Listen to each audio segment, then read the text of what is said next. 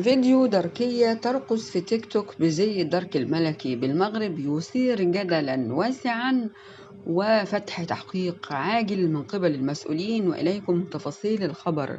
استدعت القيادة الجهوية للدرك الملكي بسطات دركية ظهرت في مقطع فيديو قصير عبر تطبيق التواصل الاجتماعي تيك توك، وهي تتمايل بالزي الرسمي في حركات مرافقة للموسيقى وعلى مقربة من سيارة الخدمة. وبحسب مصادر مطلعة فإن القيادة الجهوية باشرت التحقيق مع الدركية المنتمية للمركز الترابي أولاد سعيد.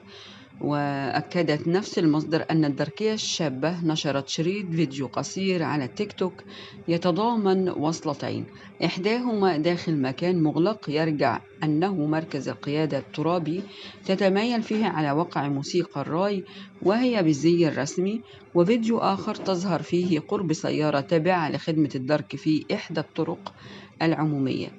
هذا وقد أثار الفيديو المذكور ضجة بعد تناقله عبر وسائل التواصل الاجتماعي وفتح من جديد نقاش الحرية الشخصية في الجهاز. مفيش شك أن كلنا مع الحريات، ولكن هذا الزي له احترامه وتقديره. اللي عايز يرقص يروح يقلع الزي الرسمي لبلاده اللي كل الناس بتعتز بيها ويعمل اللي هو عايزه. أما ترقص بالزي الرسمي للدرك الملكي شيء غير مقبول بالنسبة لي، ولكم الرأي طبعا وقولوا لنا في التعليقات.